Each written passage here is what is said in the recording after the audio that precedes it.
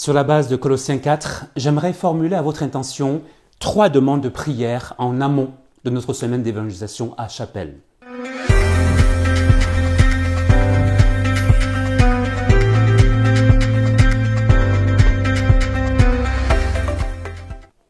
Dans quelques jours, un groupe de 6 étudiants de l'IBB se joindra aux membres de l'église de Chapelle-les-Aires-les-Monts pour une semaine d'évangélisation intense. L'église en question se trouve au cœur de l'entité chapelloise qui comprend les villes de Piéton, Chapelle et Godarville. Première demande, priez, s'il vous plaît, avec persévérance et reconnaissance pour notre effort d'évangélisation. Vous n'êtes pas sans savoir que l'annonce de l'Évangile s'accompagne d'un combat rude dans les lieux célestes et parfois terrestres. C'est pourquoi Paul nous recommande ceci au verset 2. Priez avec persévérance, veillez-y avec action de grâce. Sans nul doute, les êtres célestes maléfiques seront en rage. Alors, priez avec nous pour que l'Esprit de Dieu soit puissamment à l'œuvre, pour que Satan lâche ses otages, que les habitants de l'entité chapelloise soient exposés à la vérité de l'Évangile et qu'un grand nombre passe de la mort à la vie spirituelle.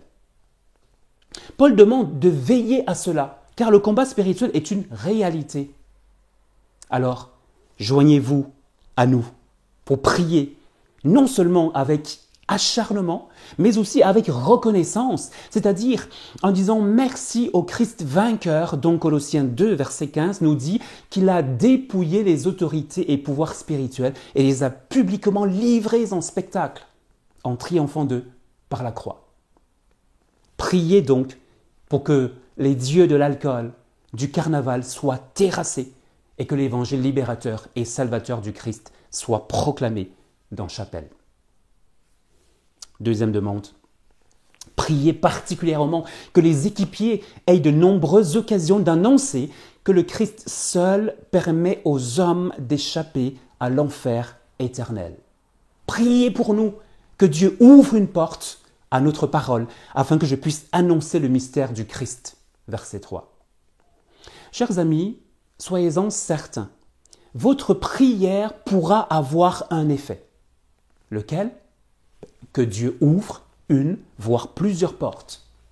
Priez donc que chaque membre de l'équipe soit armé de zèle et de clarté pour faire connaître le Christ dans les rues de l'entité chapelloise, aux enfants, aux jeunes et dans une prison où nous comptons nous rendre. Troisième et dernière demande, priez pour du discernement et de la perspicacité chez les annonceurs de la bonne nouvelle.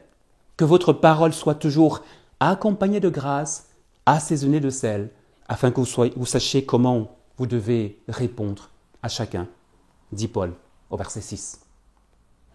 Tout au long de la semaine, les préoccupations, tout comme les croyances des personnes rencontrées seront diverses. Nous comptons sur vos prières pour qu'avec bienveillance et dans chaque circonstance, que le Saint-Esprit donne la parole appropriée à dire dans le but de renverser tout raisonnement obscur et rendre toute pensée captive à l'obéissance de Christ. 2 Corinthiens 10, verset 5. Et cela pour sa seule gloire.